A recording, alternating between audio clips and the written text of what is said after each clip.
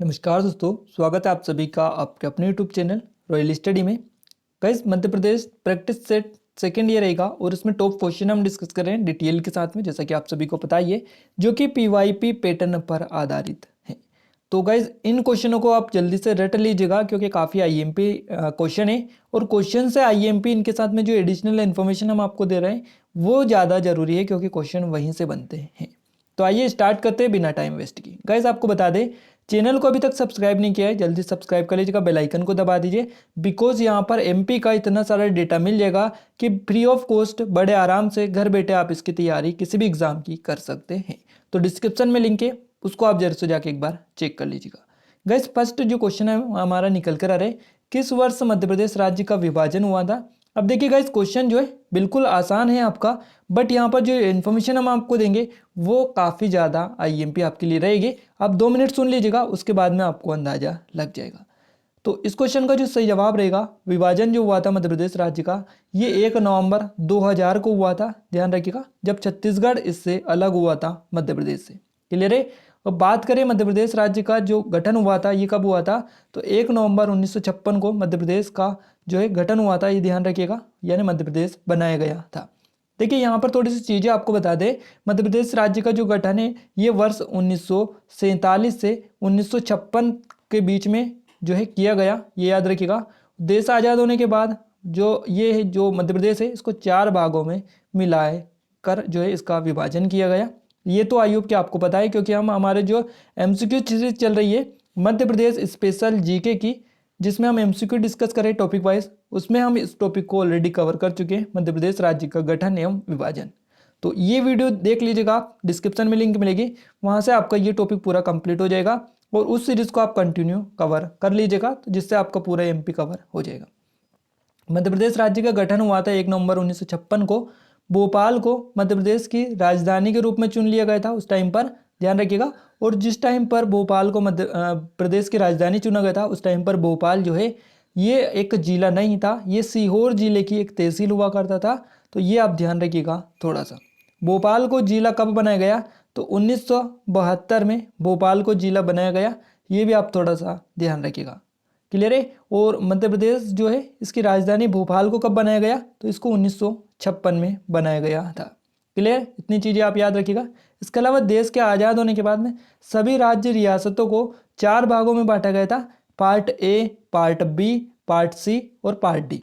यानी पार्ट जो डी थी ये भी कहीं ना कहीं पार्ट सी ही हुआ करता था। तो ये आप ध्यान रखिएगा, बहुत सारे लोग इसमें कंफ्यूज होते रहते हैं कि सर 3 ही पार्ट थे, पार्ट ए, पार्ट बी और पार्ट सी। तो गाइस, आपको बता दें, part A, part B, part C था। इसके अलावा भोपाल भी एक हुआ करता था, जिसको यहाँ पर पार्ट सी के अंतर्गत ही रखा गया था। ये वाला पार्ट सी नहीं, एक और अलग से पार्ट सी था, उसके अंतर्गत रखा गया था भोपाल को। तो ये आप थोड़ा सा क्लियर कीजिएगा, बुक्स में कहीं पे देख के चीज़ें क्लियर कर लीजिएगा, आपको जो है पूरी चीज़ें क्लियर हो जाएंगी। एक बार आप देख लीजिएगा। और ये जो राज्य थे, ऐसे राज्य जो अंग्रेजों के अधीन थे, उन्हें ब्रिटिश प्रांत के नाम से जाना जाता था और उन्हें पार्ट ए में शामिल किया गया था। इसके अलावा पार्ट सी और पार्ट बी, यानी पार्ट बी और पार्ट सी में देसी रियासतें जो थी उनको शामिल किया गया था। तो ये क्वेश्चन भी आपको बनता है कि जो मध्य प्रदेश का जो राज्य है इसका जब गठन हुआ था, तो यहाँ पर पार्ट जो बी था और पार्ट सी था, इसमें किन रियासतों को शामिल किया गया था, तो देसी रियासतों को पार्ट बी, पार्ट सी में शामिल किया गया था। और यहाँ पर जो पार्ट ए था उसमें ऐसी रियासतों को शामिल किया गया था जो अंग्रेजों के अधीन थी, जिनको ब्रिटिश फ्रांस के नाम से भी जाना जाता था। क्लियर है, याद रखिएगा। गाइस, टेलीग्राम चैनल और ग्रुप ज्वाइन किया, इनको भी ज्वाइन कर लीजिएगा, लिंक डिस्क्रिप्शन में मिलेगी। यहाँ पर भी काफ़ी अच्छी अच्छी चीज़ें आपको मिल जाती हैं। नेक्स्ट क्वेश्चन है, खफड़ी पानी पहाड़ कौन से अयस्क जो है यहाँ से निकाला जाता है। ध्यान रखिएगा, खफड़ी पहाड़ी पानी पहाड़, यहाँ से जो अयस्क निकाला जाता है, इस अयस्क का नाम है बॉक्साइट।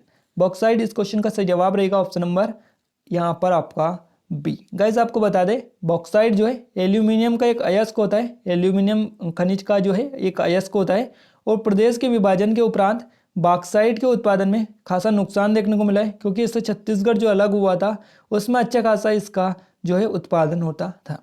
तो प्रदेश का उत्पादन पूर्व की अपेक्षा 2/3 कम हो गया था, ये ध्यान रखिएगा। और मध्य प्रदेश के शहडोल, जबलपुर, मंडला, रीवा, ये जो जिले हैं इनमें मुख्यतः बॉक्साइट उत्पादित जिले ये हैं, तो ये भी आप थोड़ा सा क्लियर कर लीजिएगा। और यहाँ पर देखिए ये जो है शहडोल में जो आपका बॉक्साइट मिलता है शहडोल से अमरकंटक में, तो ये जो है उत्तर प्रदेश का रेणुकूट एल्यूमिनियम संयंत्र है, इसको शहडोल और अमरकंटक से बॉक्साइट भेजा जाता है। ये भी आप थोड़ा सा ध्यान रखिएगा, हो सकता है ऑप्शन में आपको क्वेश्चन में आपको पूछ लिया जाए। क्लियर है। इसके अलावा देखिए नेक्स्ट ऑप्शन आपको दिख रहा है तांबा। अब तांबा के बारे में भी आपको बता देते हैं। तांबा जो है मध्य प्रदेश के बालाघाट की बेहद जो तहसील है इसमें पाया जाता है। मलाजखंड बालाघाट जो है इसमें पाया जाता है, ध्यान रखिएगा। और 170 मीटर लंबी 32 मीटर चौड़ी पट्टी की जाती है, ये भी आप ध्यान रखिएगा। उच्च कोटि के तांबे का भंडार यहाँ पर पाया जाता है बालाघाट में, जो कि मलाजखंड के नाम से प्रसिद्ध है, आप सभी जानते भी हैं। तांबा जो यहाँ पर पाया जाता है ये उच्च कोटि का है, ये आप ध्यान रखिएगा। और विश्व में सर्वाधिक तांबा चिली में होता था, किंतु 1999 यानी 1999 में यूगोस्लाविया प्रथम स्थान पर इसमें था, तो ये भी आप ध्यान रखिएगा। प्रथम स्थान भी आपसे पूछे जा सकता है। और अगर हम बात करें भारत की, तो देश में तांबा उत्पादन में झारखंड जो है ये आपका प्रथम है, इसके बाद मध्य प्रदेश के बालाघाट में, इसके अलावा राजस्थान के झुंझुनू अलवर खेतड़ी में। तो इतने भी आप याद रखिएगा। मध्य प्रदेश में तांबे का कुल देश में उत्पादन जो होता है उसका 22% हिस्सा मध्य प्रदेश में उत्पादित होता है। क्लियर है। और मध्य प्रदेश में खनिज पदार्थों के मूल्य की दृष्टि से इसका तीसरा स्थान है, तो ये भी आप थोड़ा सा ध्यान रखिएगा। तीसरा स्थान जो है खनिज संसाधनों की दृष्टि से मध्य प्रदेश का आता है। क्लियर है। अब देखिए नेक्स्ट ऑप्शन में आपका अभ्रक दिखाई दे रहा है। अभ्रक के बारे में बात करें तो अभ्रक उत्पादन में भारत का विश्व में पहला स्थान है। यहाँ पर भारत ही नहीं विश्व में भी पहला स्थान है अभ्रक के मामले में। और देश में सर्वाधिक भंडार आंध्र प्रदेश में इसका देखने को मिलता है अभ्रक का। इसके अलावा मध्य प्रदेश के ग्वालियर में कडप्पा के लोग जो हैं ये छिंदवाड़ा और इसके अलावा झाबुआ में अल्प मात्रा में होता है, तो ये भी आप थोड़ा सा क्लियर कर लीजिएगा, क्योंकि यहाँ पर जो है काफ़ी ज़्यादा अभ्रक है। और अभ्रक भारत में नहीं विश्व में पहला स्थान इसको मिलता है। क्लियर है, याद रखिएगा। और इसके अलावा अगर हम बात करें हीरे की, जो कि नेक्स्ट ऑप्शन में आपको दिखाई दे रहा है डी वाले में, तो मध्य प्रदेश हीरे का एकमात्र उत्पादित राज्य है। और मध्य प्रदेश का हीरा जो उत्पादन है इसमें देश में प्रथम स्थान मध्य प्रदेश का ही आता है। तो यहाँ पर देखिए चारों चीज़ें हमने डिस्कस कर ली है, इनसे रिलेटेड इन्फॉर्मेशन भी आपको दी है। आई होप के यहाँ से आपके डाउट क्लियर हो गए होंगे। Gas MPPSC Madhya Pradesh police constable की टेस्ट सीरीज पर फ्लैट 50% का ऑफ चल रहा है। 50% के ऑफ पर आप टेस्ट सीरीज परचेस कर सकते हैं, डिस्काउंट का लाभ उठा सकते हैं। ये कूपन कोड है RYJU50, इनकी मदद से डिस्काउंट आपको मिल जाएगा, लिंक डिस्क्रिप्शन में दे रखी है। अगला क्वेश्चन है मध्य प्रदेश राज्य से होकर कितने राष्ट्रीय राजमार्ग गुजरते हैं। तो इस क्वेश्चन का जो सही जवाब रहेगा वो 22 सही जवाब रहेगा, सी ऑप्शन ध्यान रखिएगा। मध्य प्रदेश राज्य से 22 राष्ट्रीय राजमार्ग गुजरते हैं और इनकी अगर टोटल लंबाई पूछे, टोटल लेंथ पूछे तो 8010 किलोमीटर है। क्लियर है, याद रखिएगा। चलिए आगे बढ़ते हैं अगले क्वेश्चन की ओर। अगला क्वेश्चन है मालवा के पाठार में सबसे ऊंची चोटी कौन सी है। और मालवा का जो पाठार है इसमें सबसे जो ऊंची चोटी है इसका नाम है सिगार चोटी, उसके बाद में जानापाव पहाड़ी आती है, उसके बाद में धजारी चोटी आती है। तो इन तीनों को आप याद रखिएगा, सबसे ऊंची आपकी सिगार रहेगी, उसके बाद में जानापाव, उसके बाद में धजारी रहेगी। तो इन तीनों का क्रम भी आप थोड़ा सा ध्यान रख लीजिएगा, क्वेश्चन पूछे जाते हैं। सिगार की अगर ऊंचाई आपसे पूछे तो 881 मीटर है इसकी ऊंचाई। क्लियर है। नेक्स्ट क्वेश्चन है कौन सी रानी रामगढ़ की झांसी की रानी के उपनाम से प्रसिद्ध थी। और ये जो रानी है इनका नाम है रानी दुर्गावती। ये रामगढ़ की झांसी की रानी के नाम से प्रसिद्ध थी। और रानी दुर्गावती भारत की एक वीरांगना थी, ध्यान रखिएगा। और ये जो है महोबा के चंदेल थे उनकी पुत्री थी। और उनके जो पिताजी थे उनका नाम सालबाहन था, जो कि आपकी एग्जाम में कई बार पूछा भी जा सकता है। महोबा के चंदेल राजा थे सालबाहन, उनकी पुत्री थी ये रानी दुर्गावती। और अपने विवाह के 4 वर्ष बाद जो है इनके पति थे जिनका नाम था गोंड वंश के शासक थे राजा दलपत शाह, इनके पति का नाम था। इनकी असमय मृत्यु हो जाने के बाद में इनके पुत्र को इन्होंने सिंहासन पर बैठा दिया था और उनके संरक्षण के रूप में स्वयं शासन जो है ये करना प्रारंभ इन्होंने कर दिया था। गाइस याद रखना इनके बारे में थोड़ी सी चीज़ें, क्योंकि इनसे पूछी जाती हैं। और ये जो है रानी दुर्गावती, ध्यान रखिएगा। और इनके राज्य का नाम क्या था, तो गोंडवाना था, जो कि जबलपुर के अंतर्गत आता था। और इलाहाबाद में मुगल शासक था आसफ खान, इससे लोहा लेते हुए ये जो है वीरगति को प्राप्त हो गई या शहीद हो गई तो इतनी सारी चीज़ें आप रामगढ़ की रानी दुर्गावती के बारे में याद रख सकते हैं। अगला क्वेश्चन आपका निकल कर आ रहा है, विश्वविख्यात खजुराहो मंदिर का निर्माण चंदेल राजाओं ने कब करवाया? तो देखिए, खजुराहो मंदिरों का निर्माण चंदेल राजाओं ने कब करवाया, ये तो आप सभी को पता होगा। 950 से 1050 के ईस्वी के मध्य में चंदेल राजाओं ने इन मंदिरों का निर्माण करवाया। देखिए गाइज, ये जो मंदिर है इनको 1986 में यूनेस्को ने विश्व विरासत धरोहर की सूची में शामिल कर लिया था, ये तो आपको पता होगा। और ये जो आते हैं मध्य प्रदेश के छतरपुर जिले के अंतर्गत आते हैं ये मंदिर। और यहाँ पर जो है किन किन धर्म के मंदिर है, तो हिंदू और जैन मंदिर है यहाँ पर। और इनका जो निर्माण हुआ था वो करीबन 10वीं और 12वीं शताब्दी के बीच में इनका निर्माण काल माना जाता है, जो कि हम आपको बता चुके हैं 950 से 1050 ईस्वी के बीच में। साथ ही ये जो मंदिर है यहाँ पर वास्तुकला भी आपसे कई बार पूछ ली जाती है, तो यहाँ पर नागर शैली की वास्तुकला से ये मंदिर बने हुए हैं। इसके अलावा चंदेल राजवंश का शासन था जिस टाइम पर ये मंदिर बने थे, क्योंकि यहाँ पर चंदेल राजाओं ने इन मंदिर को बनवाया था। क्लियर है। और खजुराहो गांव में एक समय में 85 मंदिर हुआ करते थे। खजुराहो जो है यहाँ पर एक समय में 85 मंदिर हुआ करते थे, पर अब जो है ओनली 22 मंदिर बचे हुए हैं। तो 22 अभी है और पहले 85 मंदिर हुआ करते थे। गाइस आपको बता दें, यहाँ पर एक काफ़ी फेमस मंदिर है खजुराहो में जिसका नाम है कंदरिया महादेव मंदिर। यहाँ का सबसे बड़ा और सबसे व्यापक मंदिर है ये। और इसका निर्माण किसने करवाया था, तो राजा विद्याधर था, उसने इसका निर्माण करवाया था 1025 से 1050 ईस्वी के बीच में। तो ये भी आप थोड़ा सा क्लियर कर लीजिएगा। नेक्स्ट क्वेश्चन है, प्रदेश में कोरडम निम्न में से कौन से जिले में है? तो कोरडम जो है ये मध्य प्रदेश के सीधी में है। सीधी इस क्वेश्चन का ऑप्शन नंबर फर्स्ट सही जवाब रहेगा।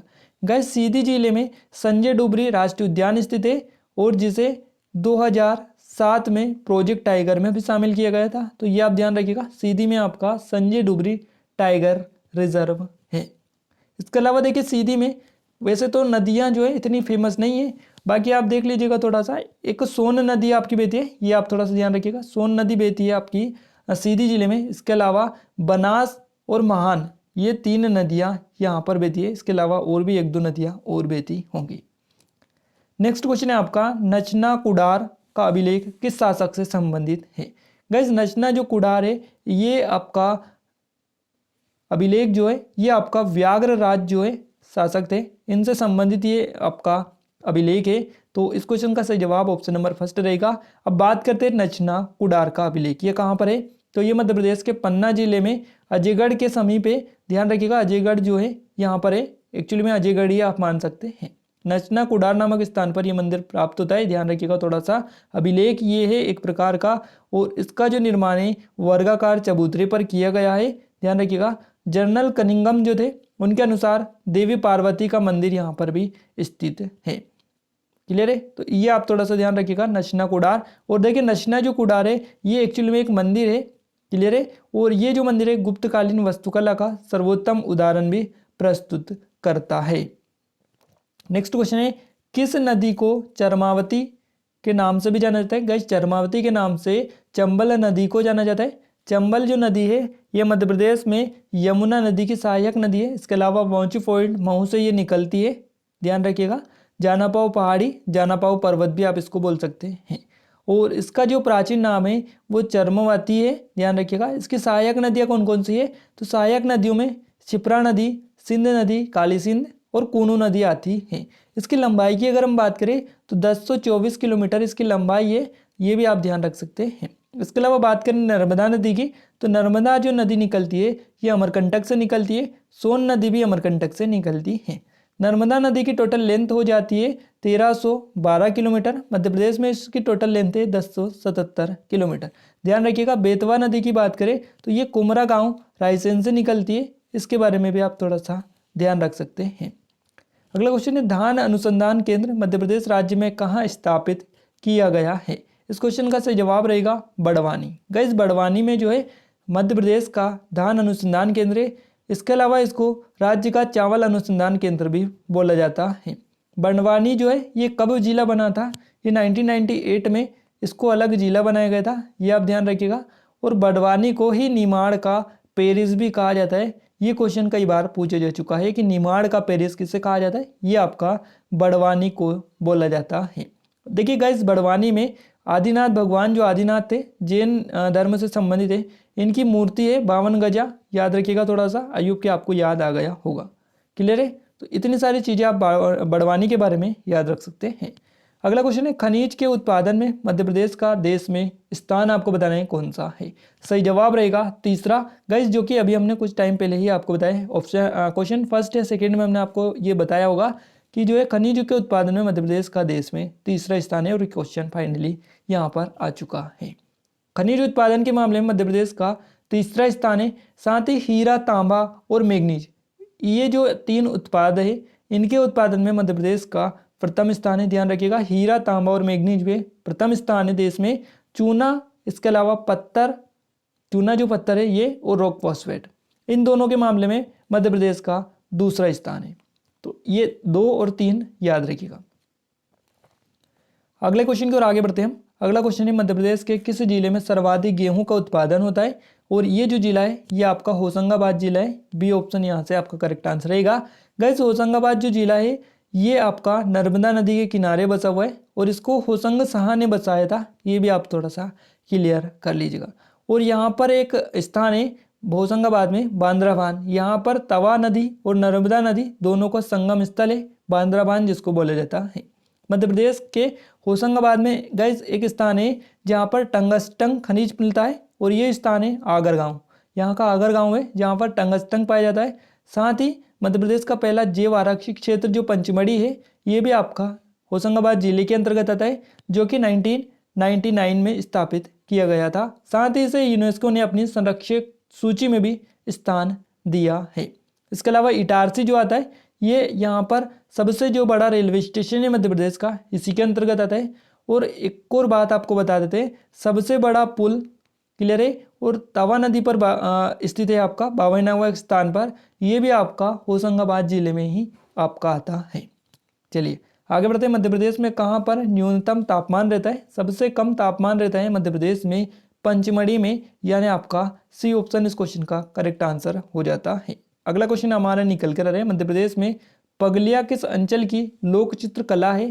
गाइस, पगलिया जो है ये मालवा लोक अंचल, मालवा जो अंचल है इसकी लोक चित्रकला है। मालवा याद रखिएगा, मालवा में काफ़ी सारी चित्रकला है वैसे तो, बस यहाँ पर पगलिया जो है ये आपका पूछा जाता है। बाकी जो हम एमपी की डिटेल्ड जो सीरीज कवर कर रहे हैं, एमपी जी के टेस्ट सीरीज वाली, उसमें हम डिटेल में एमसीक्यूज के माध्यम से आपको पूरी चीज़ें बता देंगे। आप उस सीरीज को कंटिन्यू कर लीजिएगा, पूरा एमपी आपका कवर हो जाएगा।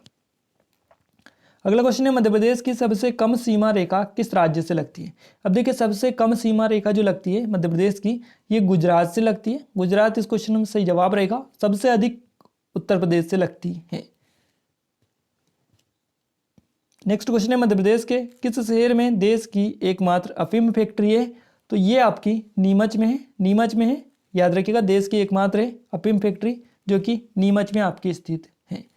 गाइस, नेक्स्ट क्वेश्चन हमारा निकल कर रहा है, मध्य प्रदेश में सर्वाधिक तालाबों से सिंचाई वाला जिला कौन सा है? तो सबसे अधिक तालाबों से सिंचाई वाला जिला बालाघाट है। अब बालाघाट में आपका लांजी का किला है, मलाचखंड, तांबा खदान है, ध्यान रखिएगा।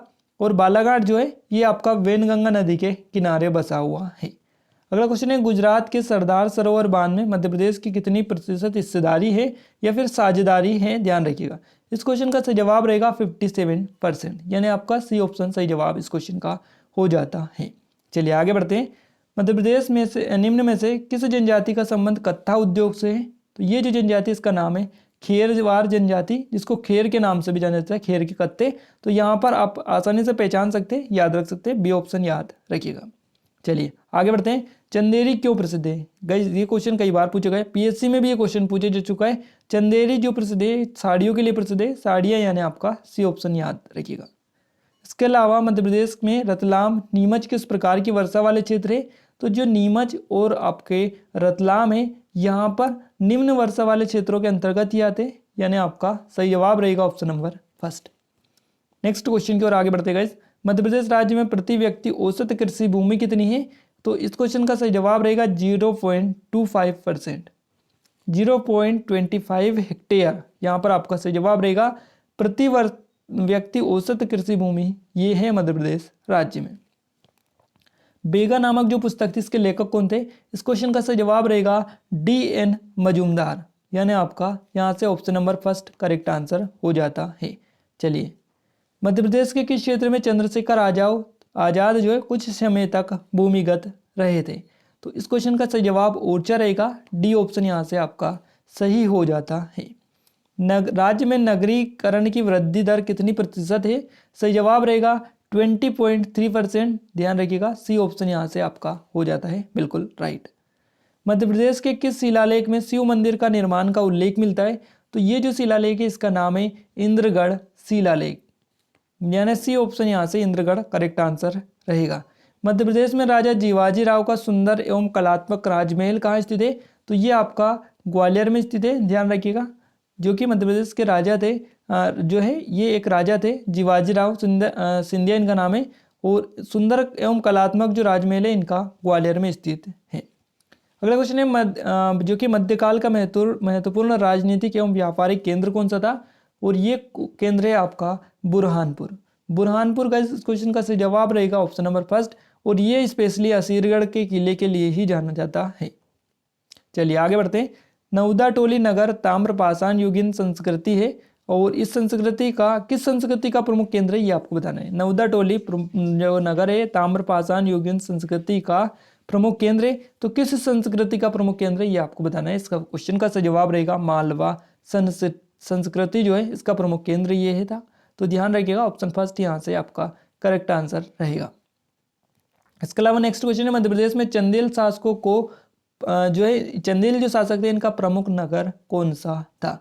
तो गाइस इस क्वेश्चन का सही जवाब अजयगढ़ रहेगा। यहाँ पर जो ऑप्शन आपको दे रखे इस हिसाब से अजयगढ़ यहाँ पर जो है अजयगढ़ पर भी इन्होंने शासन किया है, तो यहाँ पर आपका सी ऑप्शन इस क्वेश्चन का सही जवाब रहेगा। गाइस यहाँ पर जो है हम टॉप क्वेश्चन डिस्कस किए, और इसके अलावा डिटेल जो थी वो भी हमने डिस्कस किए ताकि आपको चीज़ें ज़्यादा से ज़्यादा पता चल पाए। नेक्स्ट वीडियो में मिलते हैं काफ़ी अच्छे लेवल के क्वेश्चन के साथ, क्योंकि ये जो क्वेश्चन थे ये इतने ज़्यादा डीपली क्वेश्चन नहीं थे, बाकी डिटेल डीपली थी। अब हम क्वेश्चन को स्पेशली डीपली आपके लिए लेकर आएंगे इसी सीरीज़ के अंतर्गत। तो देखते रहिए, सीखते रहिए। आज के इस वीडियो में बस इतना ही, मिलते एक नए वीडियो में एक नए टॉपिक के साथ। तब तक के लिए जय हिंद, जय भारत।